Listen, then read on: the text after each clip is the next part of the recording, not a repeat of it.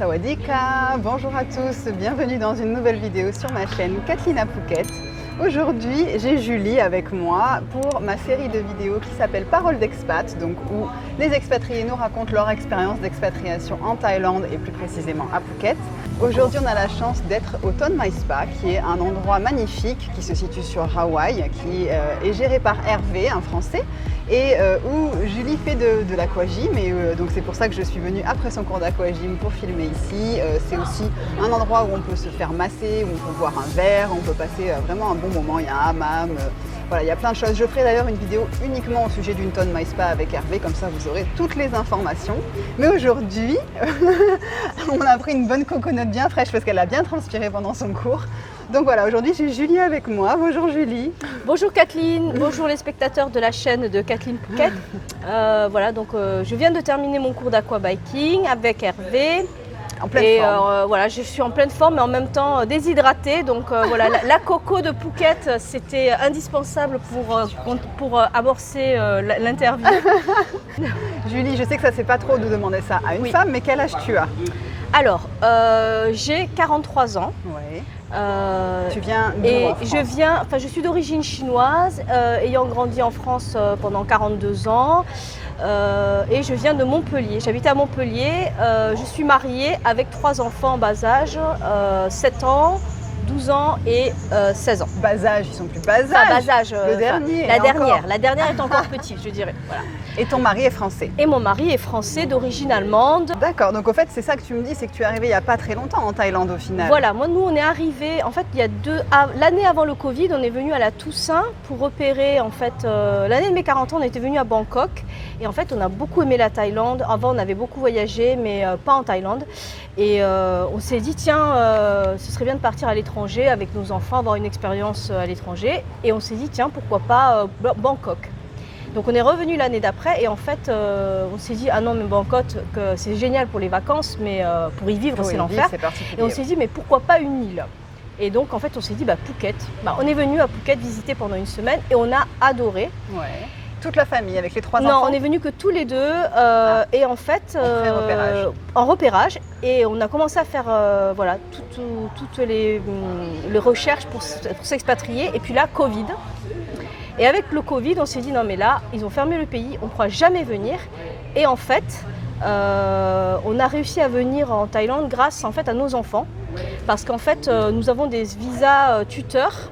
En Thaïlande, il y a une loi qui dit qu'en fait, quand on a un enfant de moins de 21 ans, qui est scolarisé dans une école internationale accréditée par le gouvernement, on peut bénéficier d'un accompagnement, d'un visa d'accompagnement, donc un visa tuteur. Pour les 2 parents? Alors, il faut avoir un enfant par parent. Un enfant scolarisé par parent. Voilà. Donc moi j'avais un visa à vendre en fait, en gros. Si vous cherchez un visa, Julie vous loue son enfant. Voilà, il faudrait faire des faux vrais papiers, voilà. Mais en gros voilà, si vous avez parce qu'en fait le visa pour venir en Thaïlande c'est un gros problème.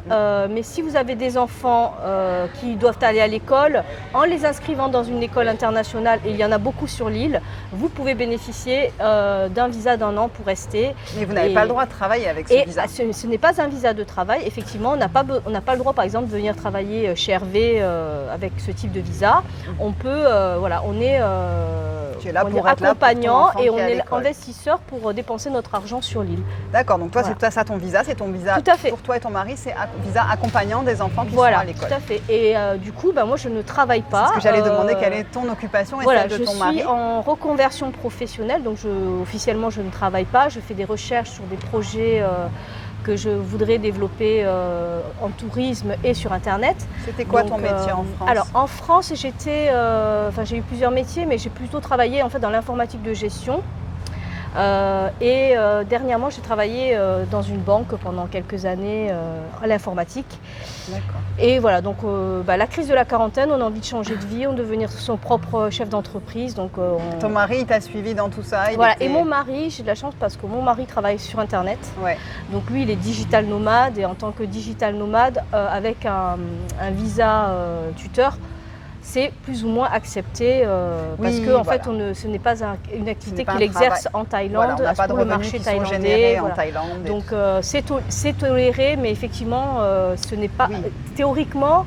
quand on travaille en Thaïlande, il faut avoir un visa de travail. Il faut être en règle. Voilà. Non, mais puis c'est surtout que maintenant, avec le Covid et le télétravail, c'est quelque chose qui va prendre une autre dimension. Et moi, je suis persuadée que post-Covid, tous les gens qui étaient justement dans des pays aux alentours notamment, qui ont beaucoup souffert du Covid, par exemple Hong Kong, Singapour, qui ne faisaient plus rien pendant même l'Indonésie. Hein. Je pense qu'il y en a beaucoup qui vont venir vivre en Thaïlande après. Oui, certainement. Parce qu'en Asie, c'est toujours compliqué d'avoir des visas pour rester dans le pays et tout le monde est dans des situations un peu précaires et effectivement si demain il y a un pays qui dit moi j'accueille les digital nomades, je pense que ça va faire écho. Donc toi tes enfants, donc, le plus grand ou la plus grande c'est un garçon? Alors l'aîné est un garçon. Il est plus à Phuket. Non, il est parti de Phuket, il est à Bangkok maintenant, il est au lycée français de Bangkok parce qu'il était à l'école française ici, BCS, mais malheureusement la partie lycée, ils étaient trop peu nombreux, ils n'étaient que 3 élèves. Ah oui. Donc on a senti le besoin pour lui de se connecter avec d'autres adolescents. Après, il y avait la partie Cambridge, mais bon, quand on arrive on arrive de France. Oui, ils n'ont pas eu une éducation internationale depuis longtemps. Pas bilingue. Puis bon, les enfants ici, c'est difficile de rentrer dans des groupes. Je pense que c'est un peu le propre des ados, mais voilà, il a eu besoin de rencontrer d'autres enfants. Et au lycée français de Bangkok, il y a 3 classes de son âge, donc une 60aine d'enfants, et il se régale. Là, ça fait 2 semaines qu'il y est, il est ravi. La deuxième qui a 12 ans, elle est à BCS et elle est ravie. C'est Berda Claude International School, donc BCIS, c'est l'école française de Phuket. Elle est en 5e, en tout ils sont 8. C'est une très très bonne classe avec des enfants d'un excellent niveau. Donc elle est ravie, elle se plaît énormément, elle adore son école, elle dit que c'est une école VIP. Mais c'est vrai que là, c'est un autre niveau. Bah oui, il y a un planétarium, il y a des installations de ouf. C'est vrai que nous, en tant que parents, on se dit, on leur donne le meilleur en entrant dans une magnifique école comme BCS. Ouais, tout à fait. Nous, on est ravis. Et la petite dernière, là, elle est dans une petite école française, par contre, elle, parce que justement, elle est plus petite. Que quand elle est arrivée en Thaïlande avec le Covid, c'était l'année du CP, apprentissage de la lecture et tout ça. Et en fait, ça a été un peu difficile pour elle, l'adaptation, l'anglais aussi, parce que la plupart de ses copains parlaient anglais et pas elle. Et donc, elle a un peu souffert de ça. Donc là, on l'a mise dans une petite école où ils sont vraiment très peu nombreux, qui s'appelle Lighthouse, avec un petit programme français. Ils sont que 4 élèves et du coup, c'est comme des cours particuliers. Elle va rattraper son niveau et probablement qu'elle rejoindra après BCS dans l'avenir parce que c'était là où elle était et que c'est pour faire une transition et voilà, parce qu'au niveau de la socialisation, elle a besoin aussi d'être dans un cadre plus dynamique, je dirais. Là, nous, ça fait 1 an et demi qu'on est là bientôt et pour nous, c'est le paradis. Parce qu'on a beaucoup voyagé avant. Vous avez vécu ailleurs ou pas? Oui, en fait, moi j'ai vécu, surtout quand j'étais en fait étudiante, j'ai vécu 1 an en Angleterre, 1 an en Chine. Tu parles chinois? Oui, je parle un dialecte chinois et j'ai appris le mandarin après en cours particulier et puis quand j'étais en Chine. Tes parents ne te parlaient Mes parents me parlent un dialecte. D'accord. Un dialecte qui est parlé que par 16 millions d'habitants, donc manque de peau à l'échelle du monde. C'est quand même pas mal, mais... Non, mais bon, c'est pas une langue du tout intéressante voilà, pour mon parcours. Mais, et j'ai passé aussi 1 an en Inde. D'accord. Ouais. Et toute seule à chaque fois? Oui, toute seule à chaque fois. La famille ne s'est pas expatriée? Non, pas avec ailleurs. la famille. Et par contre, mon mari, lui, son père était expat en Côte d'Ivoire.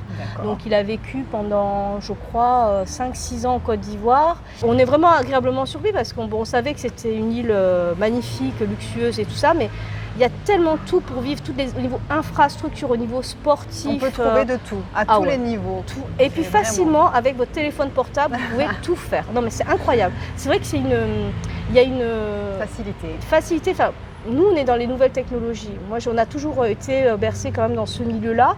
Mais en Asie, la vie s'est accélérée par rapport à l'Europe. Ils ont 10 ans d'avance sur les moyens de paiement, sur le e-commerce, sur le service client, quoi, de manière générale. C'est une liberté d'esprit, moi je trouve, de vivre ici quand on a des moyens un peu raisonnables. C'est-à-dire que, bon, Et on peut vivre en Thaïlande et à Phuket, même à Phuket qui est le plus cher de la Thaïlande, avec un budget, un petit budget, même un petit budget de retraité, on vit mieux qu'en France. Ouais, c'est ça. Franchement, c'est incomparable. Mais en plus de ça, on peut avoir accès à une qualité de service à l'hôpital, dans les restaurants, dans les massages. Enfin, tout est fait pour se sentir bien en réalité. Ouais. Et toi, donc pour moi, c'est le paradis. Tu t'es mis à apprendre le thaï un petit peu? Oui, j'ai appris le thaï quand je suis arrivée. Je me suis inscrite dans une école pas loin de BCS, justement, qui s'appelle Alpha Language School, avec une prof de thaï qui est charmante.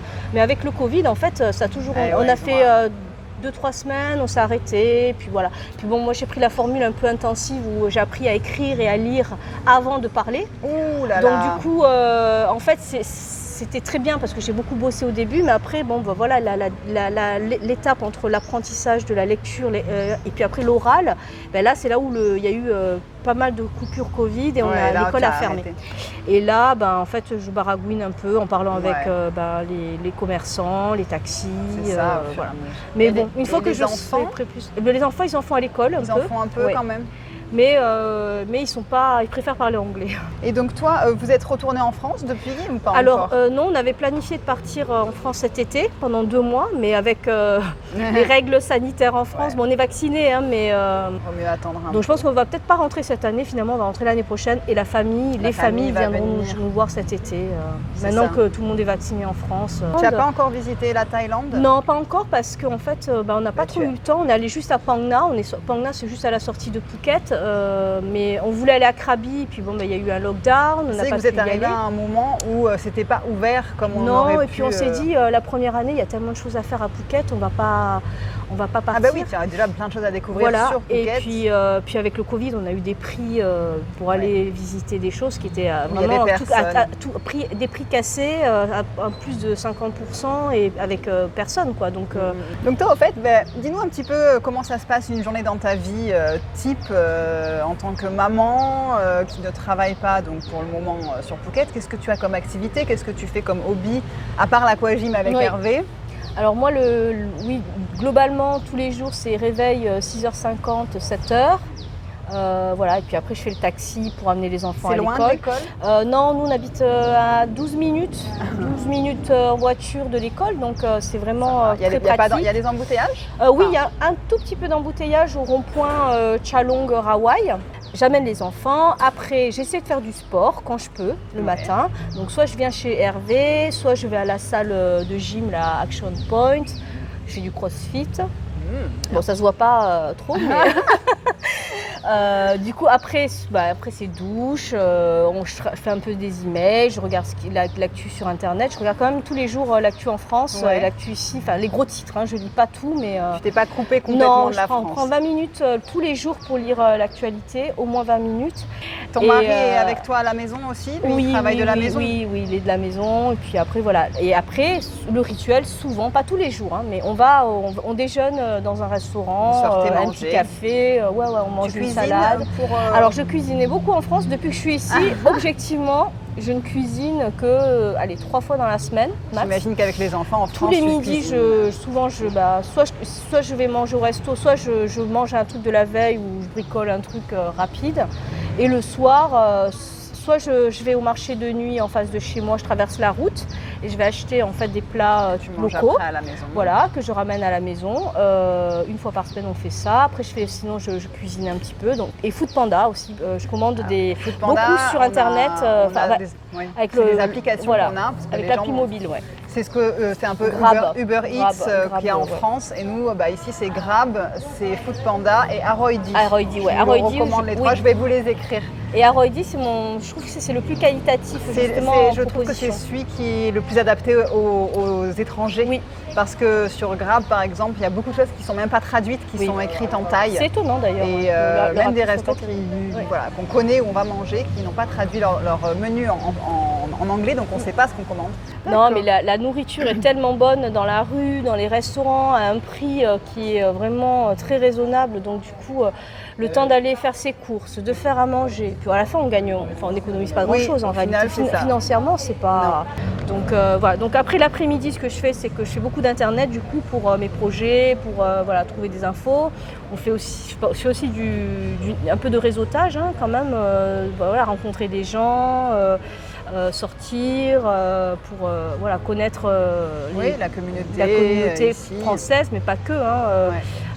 Nous, on a des groupes en fait par Facebook, il y a des groupes en fait d'intérêt où les gens peuvent s'inscrire pour aller dans des groupes, des soirées, des choses comme ça. Donc, est-ce que les Thaïs pensent que tu es Thaï? Est-ce que ça t'arrive de temps en temps? Moi, pour les Thaïs, dès qu'on a les yeux noirs et les cheveux noirs, tu es Thaï. Ouais. Voilà, ils te parlent en Thaï? Ah oui, mais c'est normal. Moi, je fais tout à fait Thaï.